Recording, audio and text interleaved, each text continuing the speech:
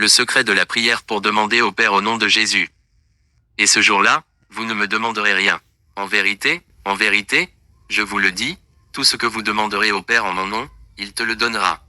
Jusqu'à présent n'avez-vous rien demandé en mon nom, demandez, et vous le ferez reçoit, afin que ta joie soit pleine. Jean 7, 23-4. Jésus a dit cela juste avant d'aller sur la croix. Il faisait référence au jour dans lequel nous vivons maintenant, le jour où il est monté sur la croix et le jour où il est monté dans les hauteurs et s'est assis à la droite du Père. Il est désormais notre médiateur, notre intercesseur, notre avocat et notre Seigneur. Il se tient entre le Père et nous. Quand il dit « en ce jour-là », il veut dire le jour de la nouvelle alliance. Quand Jésus était ici sur terre, les disciples pouvaient lui demander, ils pouvaient lui parler personnellement dans la chair. Un de mes amis pasteurs n'obtient jamais de réponse lorsqu'il prie. La prière est pour lui un combat. Il prie Jésus. Je prie le Père au nom de Jésus.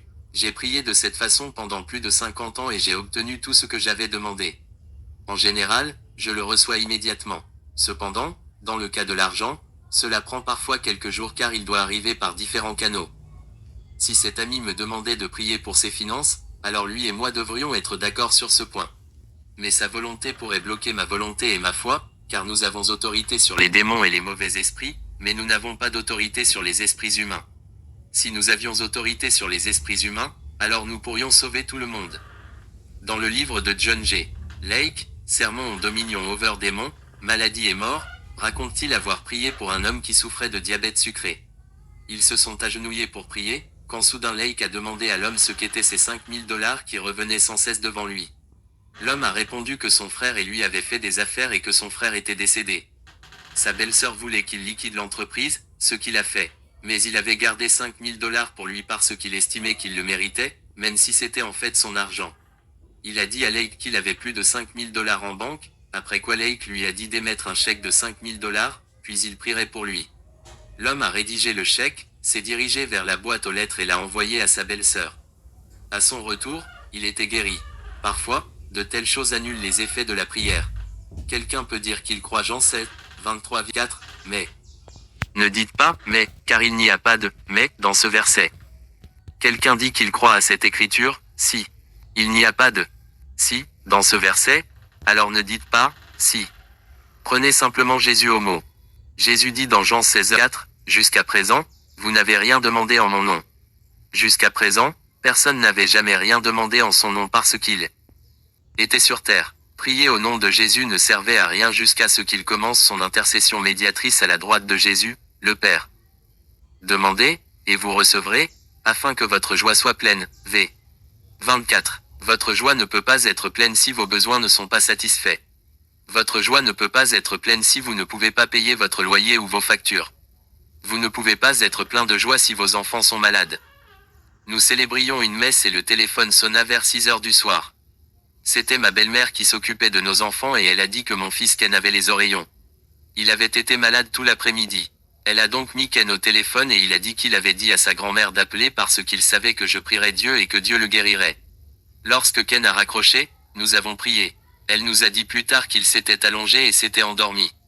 Environ 45 minutes plus tard, elle l'a réveillé, lui a dit d'enfiler son pyjama et d'aller se coucher. Il n'avait pas de fièvre, l'enflure avait disparu et il allait bien. À partir de ce moment-là, il n'a plus eu les oreillons. Dieu entend et répond à la prière. Trop souvent, les gens se contentent de faire un petit coup dans le noir et appellent cela de la prière. Ils espèrent juste que quelque chose s'arrangera. Attirons l'attention sur la différence entre prier pour l'amour de Jésus et prier au nom de Jésus. Lorsque vous allez vers Dieu et lui demandez de faire quelque chose pour l'amour de Jésus, vous demandez que cela soit fait pour aider Jésus, à votre honneur. Cela semble insensé parce que Jésus n'a pas besoin d'aide, et vous n'avez aucun crédit pour la garantir, s'il en avait besoin. Nous avons besoin d'aide, et c'est lui qui en a le mérite. À partir de maintenant, ne priez plus pour l'amour de Jésus. Si j'ai mal au ventre et que je prie pour la guérison, je ne veux pas que cela cesse de me faire mal pour l'amour de Jésus, c'est pour m'aider. C'est moi qui souffre, pas Jésus. Si je dois $100 et que je prie pour que cela vienne dans l'offrande, je le fais pour m'aider. Je sais que Dieu nous a aidés à un niveau inférieur alors que nous ne connaissions pas mieux, mais nous devrions pouvoir grandir dans la prière. La Bible nous enseigne qu'il existe une similitude entre la croissance physique et spirituelle. Personne ne naît être un être humain pleinement développé. Les gens naissent bébés et grandissent. Nous devrions être capables d'améliorer notre prière tout comme nous améliorons les choses physiquement. Quand j'étais un jeune garçon, je priais, maintenant, je m'endors. Mais je ne prie plus de cette façon. Quand certains étaient des bébés spirituels, ils priaient peut-être d'une certaine manière et Dieu les rencontrait, les aidait, et cela suffisait pour ce jour-là, mais Dieu veut que nous grandissions spirituellement. Lorsque vous rencontrez Dieu à son niveau, cela fait une grande différence. Il exige davantage de vous à mesure que vous grandissez. Lorsque la lumière vient et que l'enseignement est donné, Dieu exige que vous marchiez dans cette lumière. En mon nom, ils parleront de nouvelles langues, Marc 16. Chaque croyant devrait parler en langue. Vous pouvez le faire au nom de Jésus. En mon nom, ils saisiront des serpents, Marc 16, 18. Cela signifie que si vous êtes accidentellement mordu par une vipère, vous pouvez vous en débarrasser et réclamer l'immunité au nom de Jésus. Par exemple, lorsque l'apôtre Paul a fait naufrage sur une île, il a ramassé des bâtons pour allumer un feu et une vipère attachée à sa main. Les gens pensaient qu'il avait fait quelque chose de terrible, car il semblait que le jugement était tombé sur lui. Ils s'attendaient à ce qu'il tombe mort. Ils l'ont observé, mais il n'est pas tombé malade et n'est pas tombé mort. Ils pensaient que c'était un dieu. Dans l'est du Texas, un de mes amis pasteurs et quelques amis à lui pêchaient dans l'une des rivières, et un mocassin cottonmouth l'a mordu. Cela a effrayé les autres hommes parce qu'ils n'ont pas été sauvés. Mon ami s'en est débarrassé au nom de Jésus et s'est mis à vaquer à ses occupations. Ses amis l'ont observé et ont constaté que cela n'avait jamais eu d'effet néfaste sur lui. Ce n'est pas extrême parce que c'est biblique. La Bible dit, s'ils boivent quelque chose mortel, poison, cela ne leur fera pas de mal. Marc 16:8. Cela signifie que si vous prenez accidentellement du poison, vous avez le droit de réclamer l'immunité au nom de Jésus.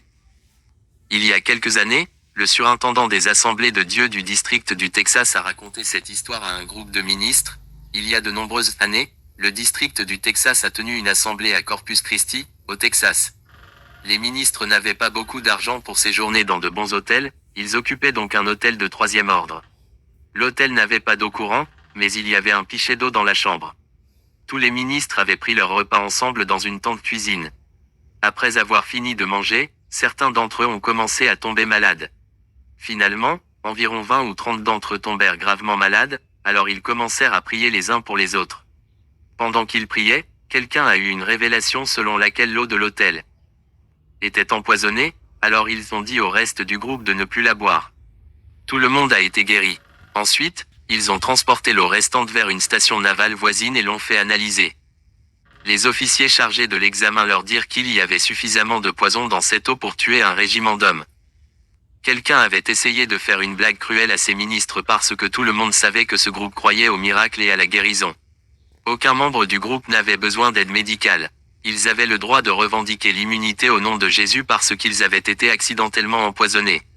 Ce n'est pas un enseignement extrême, car il est dans la parole. La Bible dit, ils poseront main sur les malades, et ils guériront, Marc 16:8. Notez que Jésus a dit, en mon nom, ils parleront avec nouvelles langues, ils imposeront les mains aux malades, Marc 16:7, 18. Vous imposez les mains aux gens en son nom. Vous parlez en langue, et le Saint-Esprit donne la parole. Vous avez le droit de le faire au nom de Jésus. C'est aussi fort et légal que possible. L'enfant ordinaire de Dieu a tout autant le droit d'utiliser le nom de Jésus contre le diable qu'un ministre. Quelqu'un m'a dit que s'il avait suffisamment de foi, il pourrait faire ce que dit cette écriture. Jésus n'a jamais dit un mot sur la foi dans cette écriture. Il a dit, celui qui croit en mon nom, vous avez déjà la foi. Si vous croyez au nom de Jésus, alors utilisez-le. Il ne s'agit pas de lutter pour la foi, il s'agit simplement de prendre hardiment nos droits et d'utiliser ce que nous avons, nous appartient. Dans le monde des affaires, vous avez le droit d'utiliser ce qui vous appartient. Vous ne pensez alors pas à avoir suffisamment de foi. Cela ne vous vient pas à l'esprit. C'est lorsque la personne qui a besoin de guérison agit sur ce qui lui appartient qu'elle obtient sa guérison. Trop souvent, les gens ne croient pas comme ils le devraient à la guérison divine. Ils reconnaissent simplement mentalement que ces choses sont ainsi. Nous avons des gens assis dans l'église qui témoignent qu'ils savent que la parole de Dieu est vraie, mais qu'ils n'obtiennent toujours pas leur guérison. Ils n'agissent pas avec foi et n'utilisent pas le nom de Jésus. Lorsque nous agissons selon la parole, cela fonctionne. James a dit, soyez ceux qui mettent en pratique la parole, et pas seulement ceux qui l'entendent. Jacques 1:2. Il s'agit simplement de savoir ce qui nous appartient et d'agir en conséquence. C'est prendre votre droit légal. Jacques poursuit en disant, car si quelqu'un écoute la parole, et ne la met pas en pratique, Il se séduise lui-même. Lamarche dit qu'il se trompe lui-même. Nous avons beaucoup de gens qui se trompent eux-mêmes. Agissez avec autant d'audace que vous le feriez dans le monde des affaires. Le nom de Jésus m'appartient tout autant que mes mains et mes pieds m'appartiennent. Je continue et je les utilise parce qu'ils sont à moi. Vous constaterez que le diable cherchera à vous embrouiller. Il cherchera à vous résister. Mais le nom de Jésus est le vôtre, alors utilisez-le. Nous avons beaucoup de gens qui prient, mais les résultats prouvent que leurs prières ne servent à rien. Si vous n'obtenez pas de résultats dans votre prière, alors vous êtes un échec de prière. Si vous n'attendez pas de résultats, inutile de prier. Priez pour en profiter. Les grandes entreprises font des affaires pour faire du profit. Nous devons faire une affaire de prière. Le fondement de ce grand pays est le christianisme. La base du christianisme est une religion vivante qui est en contact avec un Dieu vivant qui entend et répond aux prières. Nous devrions prier pour obtenir des résultats. Si nous prions et que les résultats ne suivent pas, alors nous devrions chercher à trouver le problème. Les grandes choses du christianisme sont toutes surnaturelles. S'il n'y a aucun résultat, cela montre que nous avons la forme sans le pouvoir. Toutes les choses que Dieu a nous sont offertes, si seulement nous prions. Si nous ne les avons pas, c'est parce que nous n'avons pas établi notre connexion de prière. Dieu est toujours dans la même affaire. Au fil des années, je suis allé dans des églises où aucune âme n'a été sauvée depuis des années. Pourquoi ne pas simplement revenir au principe de base et découvrir quel est le problème? Dieu n'est pas faux, des miracles peuvent encore se produire. Au début du mouvement des Assemblées de Dieu, il y avait un prédicateur du nom de E.J. Jamison. Il était autrefois un ministre presbytérien. Dans son témoignage, il a déclaré qu'il donnait une conférence dans une ville de l'Ouest en tant que presbytérien et qu'un incendie de forêt faisait rage dans la région. Vers 10 heures du matin, il était chez le coiffeur en train de se raser lorsqu'un homme est arrivé avec un télégramme, demandant aux gens d'une réunion sous une tente voisine de prier pour qu'il pleuve. Les hommes du salon de coiffure ont tous commencé à parler de la réunion sous tente où se trouvaient des gens qui croyaient en ce genre de choses. Mais ils avaient peur de porter le télégramme jusqu'à la tente. Alors monsieur Jamison a accepté de le prendre et il l'a remis au ministre. Il a dit que le ministre avait fait taire tout le monde et avait lu la demande, après quoi tout le monde avait commencé à prier. Ensuite, ils ont remercié Dieu qu'il pleuve. Le ministre a remis le télégramme à Jamison et lui a dit d'en renvoyer un en lui disant qu'il pleuvrait à 10 heures de la nuit. Cela l'a choqué. Jamison est retourné au salon de coiffure et a raconté aux hommes ce qui s'était passé. Ils en ont tous ri et ont lu le bulletin météo qui disait qu'il n'y aurait pas de pluie avant au moins 4 ou 5 jours. Jamison a continué sa conférence, puis est rentré se coucher. Sa femme avait lavé quelques vêtements et les avait laissés sur la corde, alors il l'a taquinée pour qu'elle les apporte parce qu'il allait pleuvoir. Ils en ont ri et vers 9h30, ils se sont endormis. Directement, ils furent réveillés par le tonnerre et les éclairs. Il pleuvait. Cela a vraiment fait réfléchir Jamison. Une fois ses propres conférences terminées, il a commencé à assister à la réunion sous la tente. Il s'asseyait au fond et prenait des notes sur tout. Il ne comprenait pas pourquoi il n'avait pas vu toutes ces choses auparavant. Il a dit qu'il savait qu'il y avait une femme dans l'église dont la fille était folle. Il avait entendu dire que cette femme et quelques personnes allaient se retrouver à l'asile pour tenter de chasser le démon de sa fille. La mère emmenait avec elle une douzaine de femmes. Jamison a demandé s'il pouvait les accompagner. Il les a rencontrés à l'asile et le préposé leur a dit qu'ils ne pouvaient pas entrer parce que la jeune fille était violente et risquait de les tuer. Ils ont été arrêtés devant une cellule capitonnée, où se trouvait à l'intérieur une jeune femme qui ressemblait à un animal.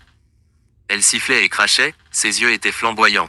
Pendant tout ce temps, le gardien leur disait qu'il ne pouvait pas entrer dans la cellule car s'il le faisait, il perdrait son emploi. Néanmoins, il a déverrouillé la porte. La mère entra et la douzaine de femmes tombèrent à genoux et commencèrent à prier. Jamison et le préposé restèrent en retrait et regardèrent. La fille recula et grimpa à mi-hauteur du mur capitonné. Elle bondit sur sa mère comme un animal, et la mère l'évita. La jeune fille est tombée puis a commencé à se relever. La mère l'a maintenue au sol et lui a dit « Sors d'elle, diable, au nom de Jésus ». Jamison se tenait là et regardait fasciné. Pendant 10 minutes, la mère a répété cela encore et encore. Soudain, la fille se détendit et lui demanda si c'était elle.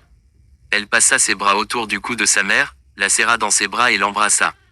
E.J. Jamison en a été témoin et a dit qu'il voulait le Saint-Esprit. Il a dit qu'il était candidat à ce genre de prière.